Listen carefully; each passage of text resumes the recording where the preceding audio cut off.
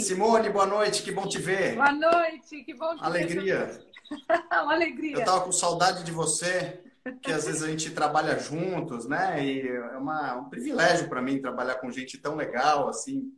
E você é uma dessas pessoas que me dá uma satisfação no trabalho, né?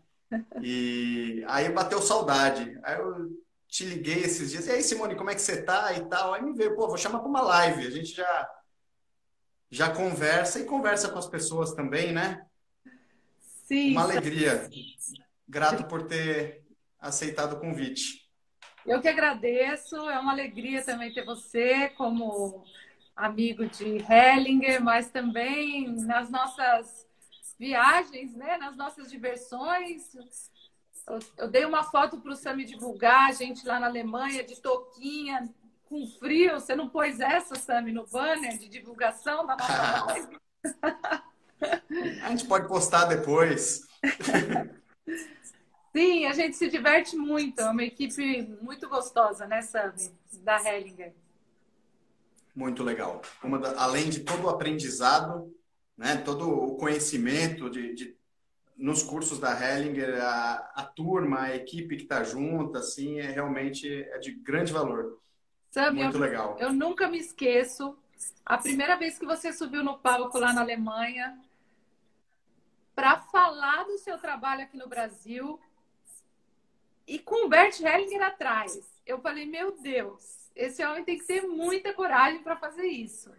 Mas como você já tinha coragem também para fazer tudo que você fazia já, né, aqui na Justiça Brasileira, então eu sempre te agradeço pela sua força, pela sua coragem, por seguir, né, a sua missão sem titubear, né? Eu sempre vejo você sentindo realmente o que é importante fazer, né, na sua área como juiz, no curso de Direito Sistêmico, com os advogados, né, o seu respeito por todas essas classes.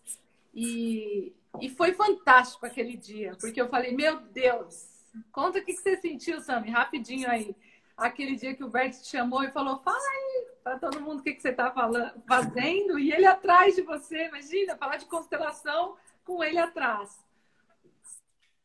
É aquelas coisas que eu não sei se é coragem ou se é falta de noção, mas tem coisa na vida que a vida chama e a gente tem que fazer, né? Se sente chamado, assim, mas eu estava bem nervoso, estava bem tenso, né? A ponto de dizer seja o que Deus quiser. E na hora eu tive que improvisar um tanto. Algumas coisas que eu tinha planejado não saíram exatamente conforme os planos. E isso foi bom, né? A gente saber se soltar na mão de algo maior, isso às vezes facilita. Isso tem a ver com o nosso momento hoje também. E eu acho que essa postura está me facilitando lidar com as coisas também, sabe? Porque o planejamento é uma coisa boa, mas a gente não pode se fixar no planejamento. Existe uma variável muito maior e tem planos superiores aos nossos também. Sim. Então, quando o Bert me chamou, eu não tinha outro jeito, eu tinha que seguir. E deu tudo certo. Foi um momento muito importante. Sim, foi mesmo. Muito legal. Foi mesmo. E está sendo um momento importante esse tema que você trouxe também. Então, é um tema que eu amo falar. Então, obrigada. Pois é um tema que no momento também está palpitante, né? Como eu estava falando enquanto você entrava, porque está tendo um aumento de casos de crises conjugais, né? De casos de violência doméstica, o que é esperado, né? Pelo momento que nós estamos vivendo. As pessoas sem opção, tendo que conviver dentro de casa e analisando a própria vida, né? Refletindo e tomando decisões e às vezes sem poder fazê-las de imediato. Então os relacionamentos continuam algo muito em pauta, né? E esse tema da separação é algo importante da gente considerar, mesmo para quem está casado, mesmo para fortalecer o casamento. São coisas que as pessoas às vezes acham que a separação é uma fuga, né? Acha que vai escapar. E não é bem assim, né? A separação não acontece assim, uma pessoa decide de uma hora para outra e pronto, passa para a próxima. Existe algo que permanece, que precisa ser trabalhado, né? O relacionamento, principalmente para quem tem filhos, né? Principalmente para quem tem filhos, o relacionamento continua nos filhos. E se não for bem trabalhado, aquela vontade dos pais de quererem se livrar um do outro vai deixar um emaranhamento para os filhos. Eles vão sofrer as consequências disso. E às vezes a pessoa, quando está na crise, ela não pensa nesse fator, né? E é algo também importante de se considerar. Sim, quando a gente está. Então, sim, ia te passar a palavra mesmo para você falar alguma coisa a respeito disso. Assim, quando a gente está na dor, né? E quando a gente traz à tona tudo aquilo que a gente mais teme ver, né? Porque durante um relacionamento, né, de amor e que envolve dor, né? Então, quando o Bert Hellinger sempre disse isso, né, que a pessoa tem que entender que o amor dói, né? Então, quando a gente sabe que o amor dói, saber lidar com a dor do amor é que pode nos trazer um pouco mais de consciência para o que fazer com essa dor, né? Porque numa separação vem a dor da nossa infância, né? Quando nosso pai não deu aquele presente para a gente, frustrou, não foi assistir a gente lá no teatro da escola, né? Quando nosso pai, de repente, ou a nossa mãe, um dia disse: olha, não gosto do seu corpo, porque seu corpo é esquisito, é feio, é isso, é aquilo, né? Então, um homem e uma mulher, de repente, ouvem esses motivos da separação como uma criança, né, que se sentiu extremamente rejeitada quando uma mãe diz: olha, seu corpo é esquisito, filha, né, ou filho, né, ou o pai bate no filho, né, ou bate na filha. Então, uma vez até constelei uma mulher, né, que sofria violência doméstica, e apareceu que o pai dela espancava muito ela. Então, ela vivia essa relação com o marido como se fosse a relação dela com o pai, era uma forma de amor. Então, as pessoas, ela nem achava ruim. As pessoas falavam: imagina, mas seu marido te bate. Ela falou: mas para mim, óbvio que dói, eu brigo na hora, mas está tudo bem. Então, é a forma que ela tinha aprendido quando ela era criança. Então, as dores da nossa infância, elas surgem, né, em alguns momentos específicos da vida, mas principalmente nos relacionamentos afetivos, né? Então, tudo aquilo que a nossa criança ferida ainda não olhou, de alguma forma olha através dessas relações. E a separação, quando a gente tem a oportunidade de olhar para ela, a gente vê a separação como se algo separasse mesmo, né? Mas os vínculos nunca acabam, né, Sam? Ainda mais para quem tem filhos, né? Então não existe de fato essa separação de alma, né? Existe uma separação física que possivelmente pode ser feita com amor, né? Eu tive 2 separações já, e as minhas 2 separações foram feitas com bastante consciência e amor. Graças a Deus eu me dou muito bem com esses 2 relacionamentos de casamento que eu tive. E foram extremamente enriquecedoras, né? Então, é isso. E os dois se encontram, né? Isso, desde Freud já explicava isso aí, né? Que o homem procura na mulher a sua mãe, né? E a mulher procura no homem o seu pai. E aí, quando o casal se apaixona, existe toda uma expectativa de que o outro vai suprir aquele vazio, aquilo que falta, né, a cada um. E aí, com o tempo, as pessoas percebem com quem elas realmente estão e que não corresponde à expectativa, não corresponde àquela imagem que as pessoas formavam. E aí tem que lidar com a realidade. É aí que o amor começa, né? A paixão termina, que a paixão é aquela ilusão. Eu costumo dizer que paixão, assim, as pessoas estão... Parece que está no céu, né? No sonho. Aí pá e chão. Aí pé no chão é a realidade, começa uma nova relação. E aí não é fácil, né, lidar com a pessoa como ela é, com essa realidade.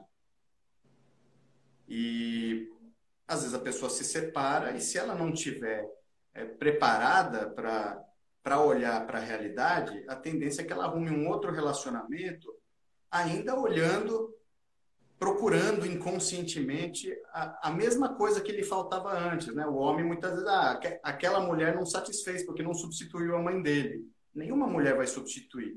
Se ele continuar procurando a mãe dele, ele vai encontrar outra mulher e vai se frustrar de novo. E vice-versa, né? Com a mulher acontece a mesma coisa.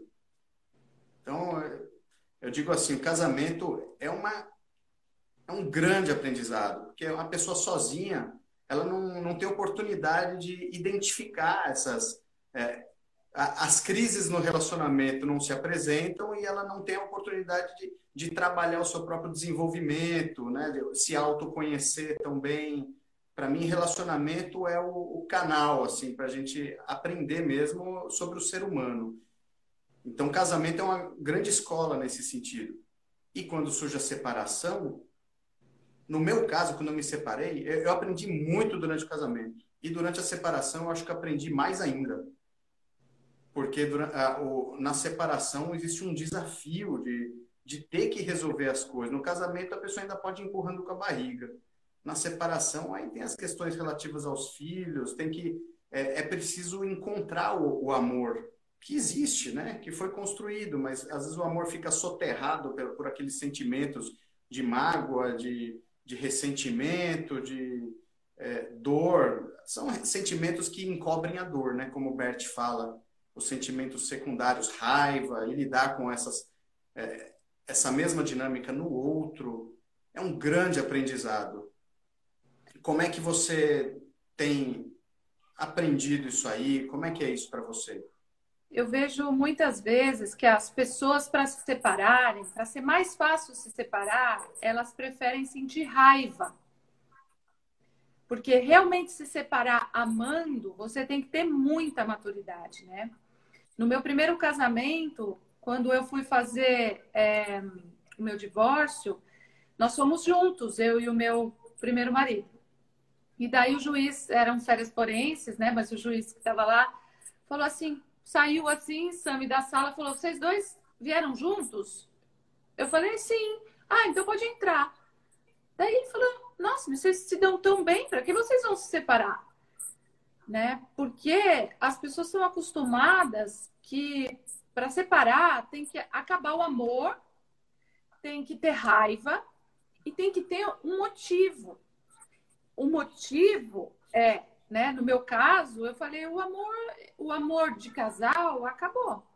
Quando eu falei isso na minha casa, na época minha mãe falou assim para mim, mas isso é motivo? Vocês se dão tão bem, isso é motivo para terminar um relacionamento? E eu falei, bom, mas então se não é esse o motivo, qual seria um outro motivo, né? Então as pessoas estão acostumadas a provocar o outro, inclusive, para ter um motivo de raiva para que isso aconteça. Porque se separar com amor dói demais. Então, às vezes, provoca uma traição, provoca um enganar de alguma forma financeiramente, provoca uma discussão com o filho, provoca uma violência, né? Porque suportar a felicidade, se nós temos os nossos pais que não foram felizes no casamento, os nossos avós, nossos bisavós, se nós tivermos, né, os nossos pais tiveram relacionamentos anteriores e que tiveram esses fracassos, né, e a relação dos nossos pais começou em cima desses fracassos de outros relacionamentos, então como eu posso suportar ser feliz com alguém? Então, às vezes, eu quero me separar simplesmente porque eu estou sendo fiel à minha mãe, que não foi feliz no casamento, a primeira noiva do meu pai, que ficou esperando que esse casamento acontecesse e não durou muito. Então, esses motivos ocultos que a constelação traz, né, Sam, e o seu trabalho, quando você vai fazer, né, uma audiência, enfim, as suas palestras, o quanto esse oculto atua para que a gente sinta raiva, para que a gente entre com processo, para que a gente brigue pela guarda, para que a gente realmente lute, porque a gente não consegue separar amando. A dor é muito grande. E pior, às vezes a gente nem consegue ficar com a pessoa porque a gente está muito emaranhado. Nós não nos damos a chance de sermos felizes num relacionamento afetivo, não é? É bem isso. E é importante quando a gente dá conta por que as pessoas sentem tanta raiva, né? E a raiva, em geral, é um substituto para a dor que a pessoa está sentindo.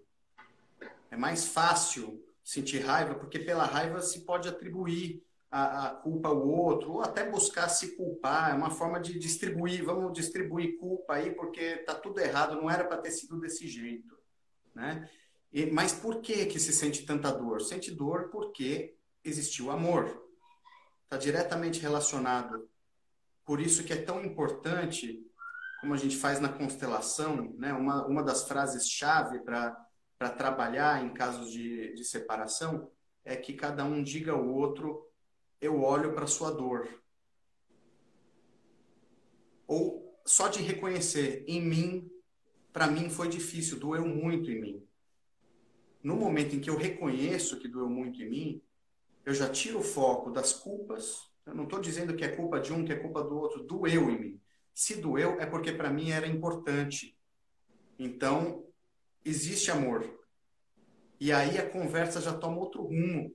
Quando as pessoas estão raivosas, discutindo, brigando, esse é um caminho que eu costumo fazer na audiência. É procurar que cada uma reconheça o que doeu em si, porque se doeu em mim é porque foi difícil, é porque o relacionamento é algo importante para mim. Nisso eu já estou reconhecendo a importância do outro, né? E quando tem filhos, existe um passo além disso, de reconhecer a dor, mas reconhecer a grande importância que a minha ex teve na minha vida. Porque ela me deu, assim, eu recebi a vida dos meus pais pela ordem, né? Em primeiro lugar, coisa mais importante da vida é a própria vida, que eu recebi dos pais. E talvez depois deles, quem me deu mais tenha sido minha ex-mulher, que me deu meus 4 filhos. Se eu reconheço isso para mim coloca ela num lugar assim muito especial. O resto é resto, assim, as desavenças, as dificuldades, aquela parte que não deu certo é muito pequena diante da grandeza que tem os meus filhos na minha vida e da importância que teve esse casamento. E eu vejo que isso é comum nos casais. As pessoas tendem a deixar essa parte tão importante, tão maravilhosa, tão valiosa que teve um relacionamento, as pessoas tendem a deixar em segundo plano, porque o mais importante é discutir os problemas. Mas é muito importante dar o devido valor para cada coisa. Então, em primeiro lugar, está essa grandiosidade da importância que o outro teve na minha vida. Em segundo lugar, a gente discute o que precisar em termos de partilha de bens, de quem vai ficar com os filhos, de pensão. Aí já é cada coisa no seu lugar. Aí fica mais claro e fica muito mais fácil de se trabalhar nesse campo. Sim, e reconhecer também, né, que aquilo que aparentemente está levando os dois a essa separação, não existe 80% de um, 20% do outro, né? Porque geralmente quem pede a separação, né, já sente como se fosse o que aguentou mais, né? E daí começa esse jogo de culpa, né? Essas frases que você falou são maravilhosas. Tem uma das frases que eu também gosto bastante, que é que eu te amei tanto e isso ainda dói demais. Porque eu vejo muita gente, Sam, inclusive, adoecer com câncer, porque não consegue reconhecer que ainda ama aquele relacionamento. Porque quando a pessoa fala, puxa, eu tô separada há 10 anos e faz 10 anos que eu falo mal dessa pessoa. Faz 10 anos que eu só falo mal dessa pessoa. Eu não fui para um outro relacionamento ainda. Né? E daí a pessoa adoece porque ela tá magoada, porque ela não consegue falar essa frase. Sabe? Eu te amo tanto e isso ainda me dói demais. Quando ela consegue, porque às vezes você vai conversar com a pessoa, ela fala, não, mas eu não amo mais essa pessoa. Ela fica meia hora falando mal da pessoa. Ou seja, ela ainda ama essa pessoa. E isso não é uma vergonha, mas reconhecer que ainda existe um amor e que esse amor ainda dói é uma das formas também da pessoa conseguir sair dessa... olhar para uma outra pessoa, partir para um novo amor, para uma nova... com tudo que isso foi de bom, teve de bom, partir. Então, quando as pessoas estão nesse jogo de, ó, vamos separar por causa de você, porque você bebe, porque você trai, porque você não traz dinheiro para dentro de casa, ou porque você não fala comigo, ou porque a relação sexual é ruim, a gente ainda agir como crianças, que a gente não assume a nossa parte de responsabilidade. E o que nós temos que aprender com ter um alcoólatra como parceiro, ter uma pessoa com dificuldade financeira como parceiro, ter uma pessoa que de repente é viciado em jogo, ou ter alguém que de repente não é carinhoso ou não quer sexo. O que de fato representa isso para mim? Qual é a minha parte nisso, né? Porque que eu atraí uma pessoa assim, né? Então eu já vi, Sami, várias mulheres, principalmente mulheres, né? Eu sinto que mais as mulheres fazem isso, e eu não estou falando mal das mulheres, mas quando as mulheres saem, elas não conseguem enxergar, né, essa parte maior, elas acabam prejudicando de alguma forma, né, com a alienação parental, que você pode falar mais que eu. Eu não sei, eu vejo mais, pelo menos nas constelações, aparecem mais as mulheres fazendo isso do que os homens. E isso é um alerta para as mulheres, isso não é uma crítica, gente, nenhuma culpa. Mas por quê? Porque ela acha que ela fez tudo para a relação. E o que não deu certo foi por causa do parceiro. E não é assim. Sempre é 50%, 50% do que deu certo e do que deu errado. E do que eu preciso aprender tendo uma pessoa assim ao meu lado, né? O que eu preciso olhar quando eu atrair alguém assim. Né? Isso também é uma postura madura, né, Sandro? Isso tem a ver com o que o Bert Hellinger fala, que numa separação, qualquer procura de quem tem culpa de quê, tudo isso não leva a nada. Que só tem um caminho, é reconhecer que não deu certo e os dois chorarem juntos pelo fim de algo importante. O resto é perda de tempo, né? Faz parte de um ciclo natural das pessoas, assim como o luto, né? Faz parte, a fase de negação, a fase de revolta, de querer atribuir a culpa ao outro, aí se fazer de vítima, aí tem a fase de se culpar e ficar arrasado, porque, nossa, como é que eu pude estragar com tudo? Tudo isso é natural, passar esse ciclo. Mas a solução, o bom encaminhamento vem quando os dois se dispõem a chorar por não ter dado certo. Porque existem razões maiores do que a nossa razão pode compreender. A gente tem um limite na compreensão das coisas, porque se aconteceu desse jeito é porque não poderia ter sido diferente, porque é a compreensão dos dois, são as pessoas como elas são, né? E não adianta ficar pensando, poxa, se tivesse feito diferente, se eu não tivesse errado naquilo lá, se eu não tivesse sido tão exigente, se eu não tivesse dado aquela mancada, se ela não tivesse aprontado aquilo, tudo isso só enfraquece. E olhar para a dor realmente do término é algo muito curativo, muito importante. Acabou, eu tive minha parcela de responsabilidade e agora eu fico com essa minha parcela, eu assumo para mim e deixo a do outro com o outro, né? E se os dois podem se olhar e dizer isso, também é um movimento típico, né, que a gente aprende com as constelações, com Bert Hellinger. Isso gera uma dor, né? A gente chora, é emocionante, assim, mas acabou. E aí, depois que chora pelo término, isso viabiliza, abre caminho para algo novo. Até se for para reatar o mesmo casal. Porque se for para começar de novo, tem que começar de novo. Porque enquanto ficar acertando as contas, ah, não, você teve culpa de 60%, eu tive culpa de 40%, ficar num toma lá da cá, e revanche, e vingança, sem chance, não tem chance de dar certo. Tem que se permitir um novo começo, seja junto ou não, né? E buscar também uma clareza sobre se é isso que se quer, se a pessoa quer continuar junto ou não. Porque, às vezes, com todo esse processo que a gente vive com a separação, mesmo com toda a dor, tudo que a gente não queria era se separar, mas depois de um tempo a gente percebe que foi melhor assim, que não podia ter sido diferente, que a gente tem que seguir em frente. Né? Claro, com cada um, né? Cada um tem a sua vida e para muitos dá certo. Uma boa separação que permite um recomeço no próprio casal. Mas esse luto é importante para se permitir começar de novo. E também o momento de separar, né, Sami? Porque muitos casais já estão separados dentro de casa há muito tempo.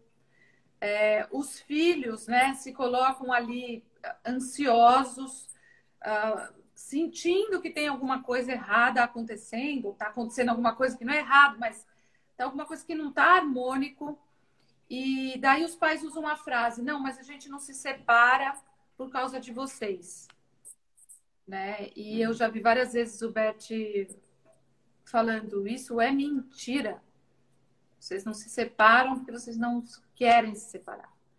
Então, quando os pais, né, resolvem também olhar com respeito para essa separação, conseguem fazer essa separação desse jeito que você falou, vivenciando a dor de que acabou e de que acabou o casamento, mas o amor vai continuar, né? Que essa frase eu acho ela muito bonita.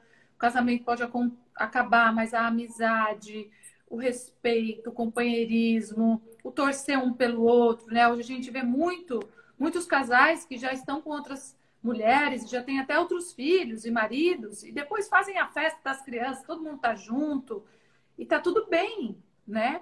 Então, isso é possível acontecer.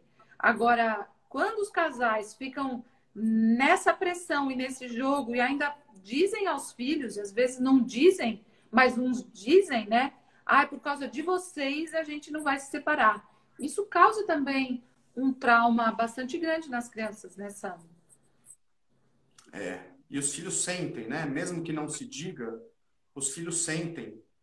Pelo vínculo sistêmico que os filhos têm com os pais, eles captam os desequilíbrios ocultos dos pais, os filhos captam. Então, realmente é um grande engano, né? Os pais acharem que ficando juntos por causa dos filhos, eles estão atendendo os filhos. Porque os filhos sentem o peso disso e se culpam, né? Se culpam pela infelicidade dos pais. Eu vi passar aqui na tela uma pergunta já há algum tempo. Alguém falou assim, que quando o sexo acaba, isso sinaliza o final de uma fase, o final de um ciclo, né? Eu vi que isso provocou algumas respostas e é interessante isso também como sinal, né? Porque um casal entre homem e mulher é saudável que o sexo faça parte, né, do relacionamento. Isso alimenta, alimenta o casamento. E quando não há sexo, muitas vezes é um sinal de que a relação não é de casal. Né? E é aí que as pessoas muitas vezes podem se amar, mas por conta de algum emaranhamento, não estão se amando como um casal. Por exemplo, se um está ocupando o lugar de pai do outro, né? A pessoa cuida do outro, dá muito mais do que o outro pode retribuir, né? Ou o homem que cuida da mulher como se fosse filha, ou a mulher que cuida do homem como se fosse filho, quer ficar corrigindo, quer ficar consertando o homem, essa postura típica de mãe, né? Ou o homem quer ficar sustentando, controlando, como se fosse o pai, cada um com suas características, mas isso é um sinal de que eles não estão se vendo como casal internamente, né? Claro que isso é uma dinâmica oculta, mas quando isso acontece, também não tem como ter sexo, porque seria um incesto, né? Então, sim, a falta de sexo é um sinal. Prestem atenção, né? É algo para se olhar. Será que a posição está equilibrada? E aí, se for possível fazer um trabalho para se reconhecer quem é que está... Normalmente, os dois estão enganados, né? O emaranhamento não é de um só. Os dois se atraem, os dois se encaixaram de alguma forma. Só que, em vez de se encaixar assim, se encaixaram assim, né? E entram numa... E acomodam. E não dá para dizer que não tem amor. Às vezes tem muito amor. Só que como casal, uma hora eclode uma crise, né? Que é natural, porque se não estão equilibrados como casal, né? Sim, E Sami, aí? isso que você falou é fenomenal. Nossa, Sami, você vai ajudar muito casal com essa sua fala agora, hein? Eu já vi também, Sami, muitas situações onde, até num atendimento agora que eu fiz, recente, a pessoa falou que quando ela se casou, a parte sexual acabou. E daí o marido também estava com dificuldade ela queria engravidar e foi fazer exames e ele não estava com dificuldade de engravidar. O problema, nesse caso, estava aí. E daí foi mostrado numa dinâmica oculta que ela, quando ela era criança, a dinâmica dela era buscar o pai, que o pai estava por aí com outras mulheres, a mãe pedia para ela ir buscar o pai, que estava traindo a mãe, e daí ela começou a olhar o sexo e a virilidade do pai como algo extremamente perigoso, né? Então, um homem viril é perigoso. Então saiu uma frase para ela que foi: você castrou o seu marido. O seu medo de que depois de casado ele fosse fazer isso, assim como o seu pai começou a fazer com a sua mãe, era tão grande que você castrou ele em todos os níveis, né? Na sexualidade, na virilidade dele, para ele ser pai. Então, libera, aceita a virilidade do seu pai, do jeito que era, né? A libido da sua mãe, da forma como era ou não era, né? Isso é uma questão deles, que eles precisavam olhar, né? Com toda essa coisa moral ainda, da sexualidade, religiosa, né? De que sexo pode, desse jeito não pode. Então, imagina como é que ficam, né, essas pessoas que se relacionam sexualmente se você não pode, você não aceita quem foi seu pai na virilidade dele, quem foi sua mãe na libido dela. Como você pega seu feminino e vai ser feminina para o seu marido, e como esse homem pode ser um homem viril para você, porque se ele for viril para você, ele pode ser para outras mulheres, né? Então, foi muito bonito ela conseguir enxergar isso. Muito interessante isso também. E assim como esse vínculo, porque no casal, quando alguém está olhando para os próprios pais, ele de alguma forma está sendo infantil, né? E aí para o casal poder ter uma vida própria, eles precisam de um certo distanciamento em relação às próprias famílias de origem, né? Porque para se permitir criar uma nova família e serem grandes. Eles não podem continuar naquela lealdade típica do filhinho em relação aos pais. E para isso é preciso estar muito bem resolvido em relação aos pais, sem cobrança, sem julgamentos. Quando eu percebo que meus pais me deram tudo, que foi maravilhoso o jeito que foi, não foi perfeito, hein? Longe disso. Mas isso me libera para eu também olhar para os meus filhos sem esperar que eles sejam perfeitos, porque nessa imperfeição, quando a gente olha com amor para a imperfeição, poxa, minha casa era uma bagunça, um não respeitava o outro, tinha esse problema, mas deu certo, foi assim, né? Aí eu já fico, poxa, se deu certo assim, teve um preço, tudo tem um preço, né? Qualquer família, quem é que cresceu numa família perfeita? O Bert Hellinger fala, né, que devemos agradecer a imperfeição dos nossos pais, porque é graças a essas imperfeições que a gente cresce que a gente se fortalece. E a gente também não exige a perfeição em relação aos nossos filhos. Porque se eu for muito exigente em relação aos nossos filhos, aí eu não vou confiar na minha mulher, nem na mãe deles, né? Porque não está perfeito. Às vezes os pais brigam na justiça pela guarda dos filhos e começam a entrar numas picuinhas, cada um atacando o outro porque não está cuidando direito da alimentação, porque não está cuidando direito da lição da escola, porque deixou com piolho. Essas coisas que, na verdade, acontecem em todas as casas. Imagina que situação, que coisa horrível, uma casa perfeita, em que os pais em que não tem uma bagunça, não tem um problema. Tá, né? E aí, se as pessoas percebem, peraí, não é perfeito, é assim mesmo, a vida é assim mesmo, né? Aí já solta um pouco e a gente pode trabalhar para ser melhor. Só que para as crianças é muito melhor se eu aprovo a imperfeição da mãe deles. E se ela aprova a minha imperfeição. Aí tá, então estamos juntos nessa imperfeição, né? A dela é diferente da minha.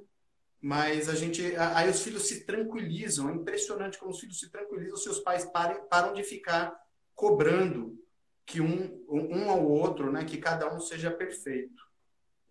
Nossa, Porque os fantástico. filhos estão no meio disso, né? Sim.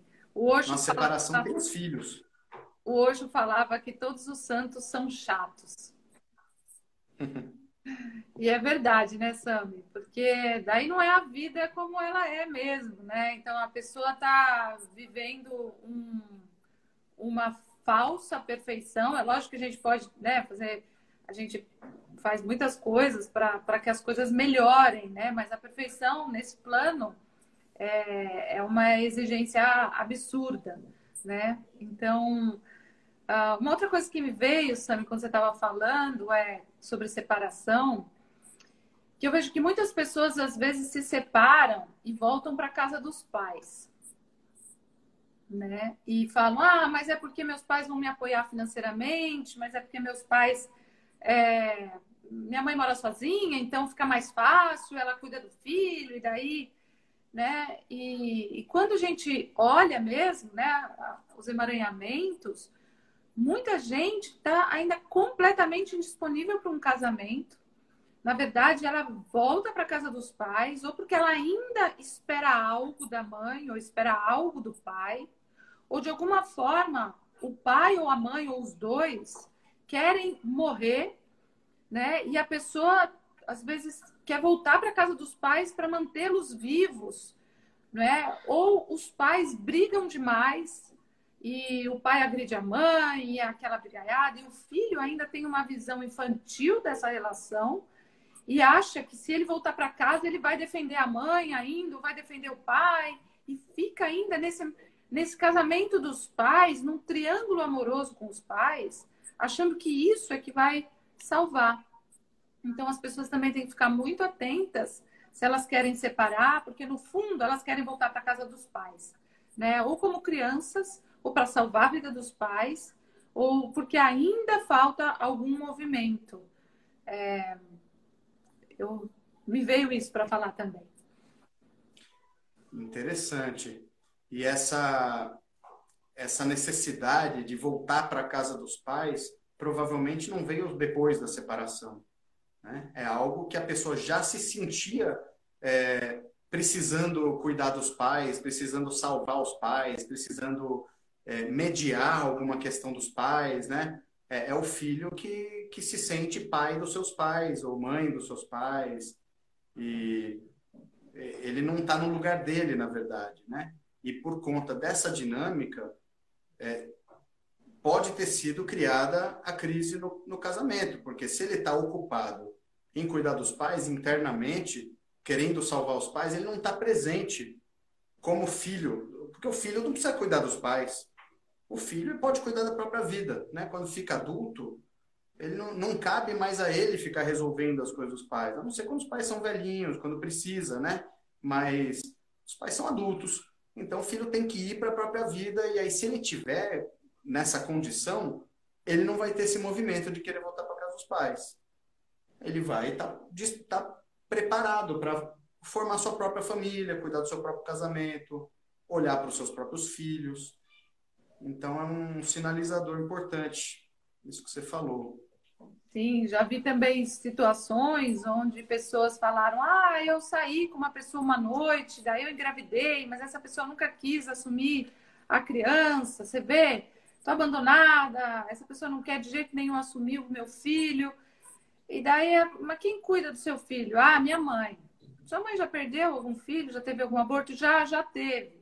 Então é como se sacrificasse esse neto ou esse filho, né? Então ela já teve uma relação com alguém que não ia ficar, não ia morar junto, não ia se casar, não ia sair da casa da mãe, para que esse filho então entrasse ou entre no lugar, substituindo alguém morto, um aborto, até um aborto oculto, né? Então, isso também eu vejo que acontece bastante. E a pessoa fala: ah, eu não acho ninguém, não sei o que acontece na minha vida, eu não encontro nunca ninguém. É. E aí surge a crise, né? A pessoa está nos emaranhamentos e tal, e aí tem que separar. Aí tem que resolver com os filhos, né? A questão da guarda compartilhada. Muita gente critica a guarda compartilhada. Acha que é uma forma de não pagar pensão, acha que força a barra e tal, né? Eu tenho observado o seguinte, Simone, que a guarda compartilhada é a forma de se olhar para os filhos. Não é o mais fácil para os pais. É a necessidade dos filhos. E aí, quem é que tem que cuidar de quem? Né? Porque se os pais optarem pela forma mais fácil, eu não quero ter contato com a pessoa. Muitas vezes na audiência, as pessoas estão lá discutindo e falam: bom, como é que vocês vão organizar a guarda para ambos poderem conviver com os filhos? Não, a gente não se fala. Tem que ser guarda unilateral, porque é mais fácil, porque a gente não se fala. Gente, isso é coisa de criança. É criança que fala: eu estou de mal, não quero falar. Essa coisa de... Pais não têm esse direito em relação aos filhos.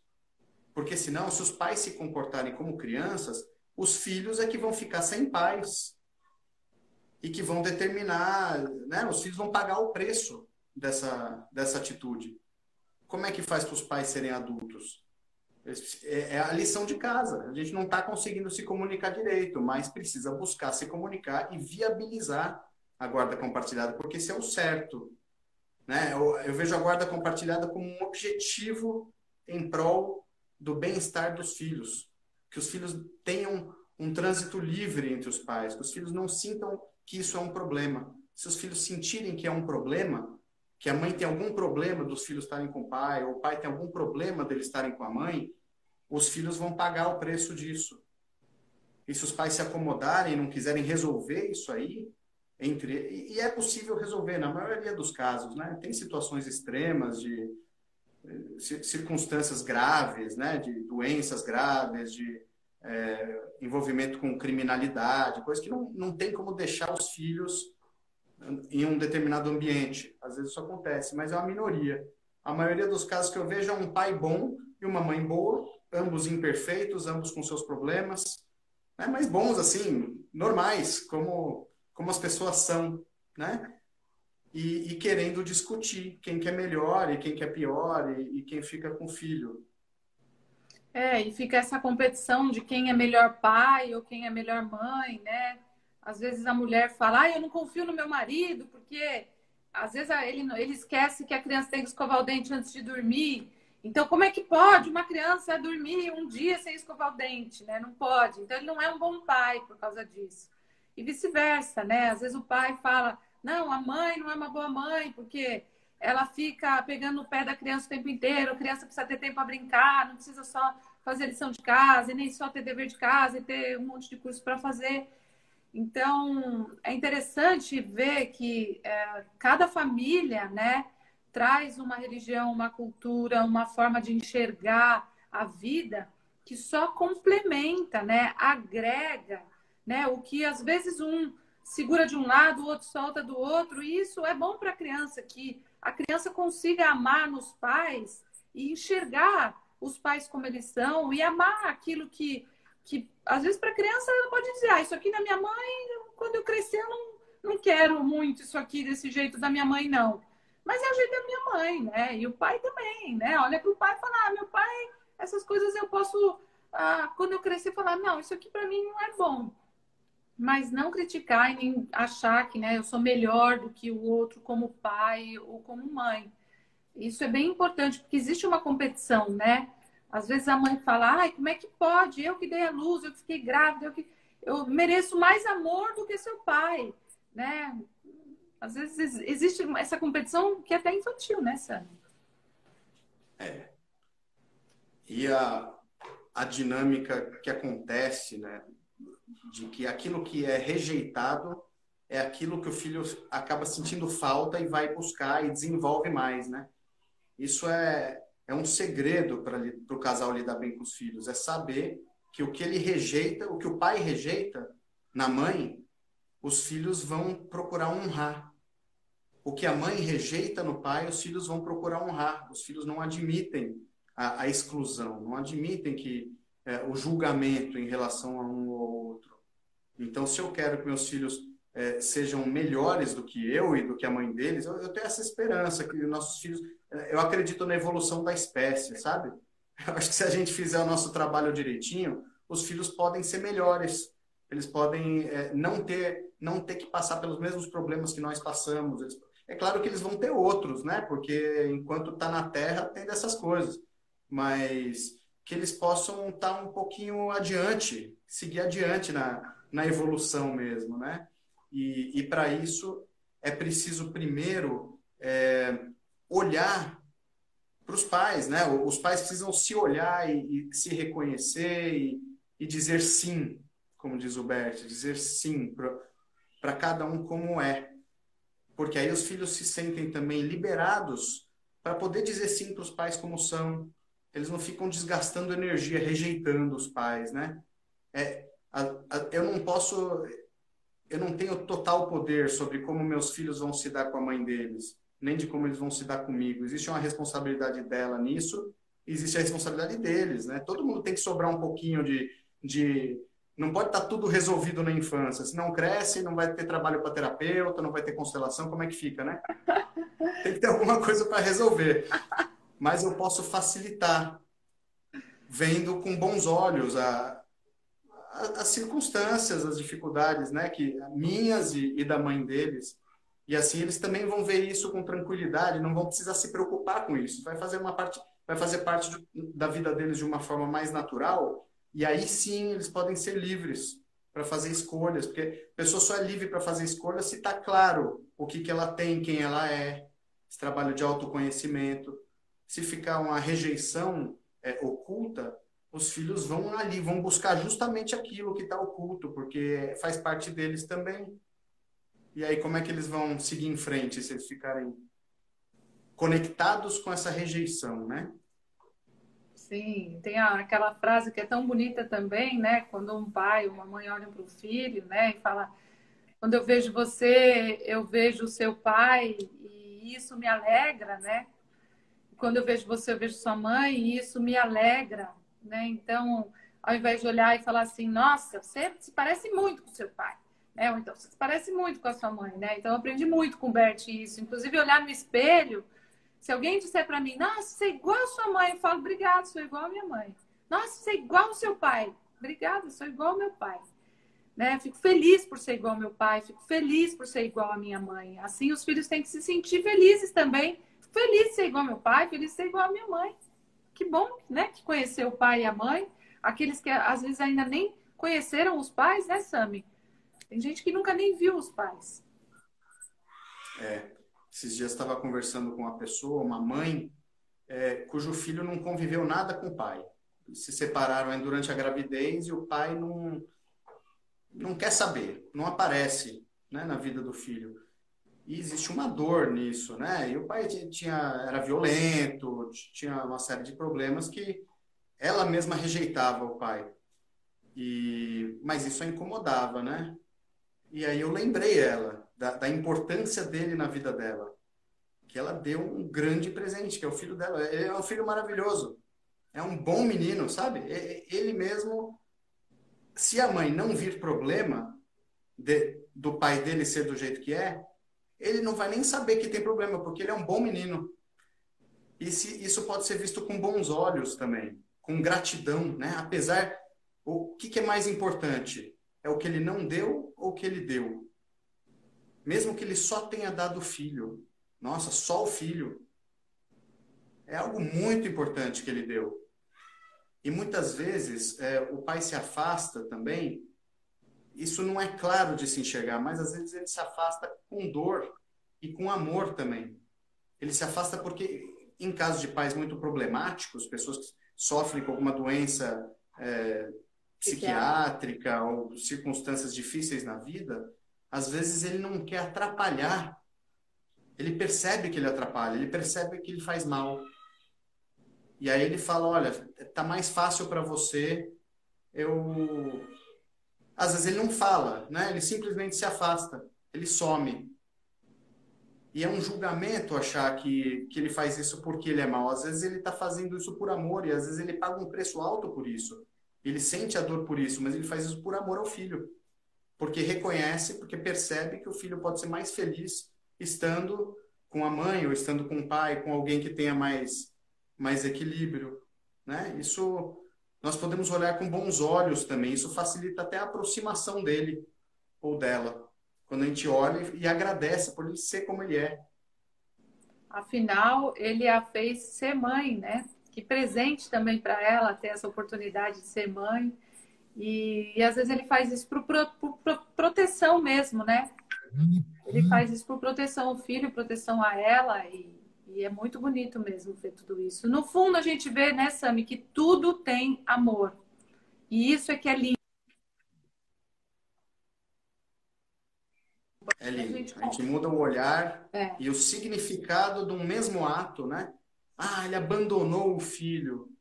E às vezes às vezes não tem nada a ver. Às vezes para ele foi um ato de amor assim, ele precisou dar o máximo para ele conseguir abrir mão, né? E às vezes ele não abriu mão, não. Internamente ele sabe que ele é o pai, mas ele faz isso por amor, né? Como você falou. Simone, a gente está chegando ao final. Pois é. O tempo passou voando, tá tão legal conversar com você. Tô adorando. Também tô adorando, Sami. Nem vi o tempo passar. Foi muito, muito bom. E o pessoal parece que está gostando também, que tem tantas mensagens aqui que eu não consegui acompanhar. Mas vamos falar umas palavras finais aqui, então.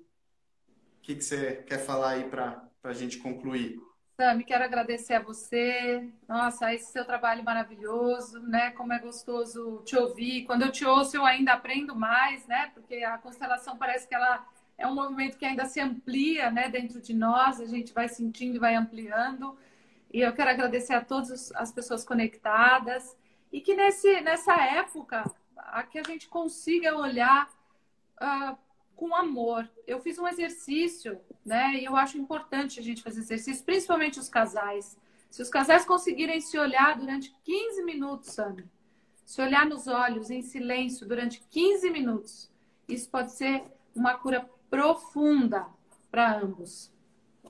É isso que eu queria deixar de mensagem. Quero agradecer muito essa live, Sami. Obrigada mesmo, adorei. Beleza. Então, espera aí. Simone, sou um admirador seu, sou fã, viu? Muito grato por aceitar meu convite. Saudades dos nossos encontros. Grato a todos que nos acompanharam. Eu vi que tivemos uma audiência bem legal, pessoas interessadas. Eu estou achando que talvez a gente tenha que fazer outra para dar continuidade, viu? A hora que você quiser. Então, valeu. Muito grato a todos que nos acompanharam. Obrigado, Simone. Espero que todos fiquem bem, com amor, tranquilidade, paciência, porque estamos vivendo um momento importante.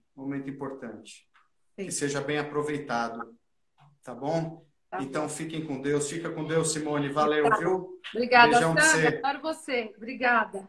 Saudade. Até mais. Tchau, tchau. Boa noite a todos. Tchau, gente. Boa noite.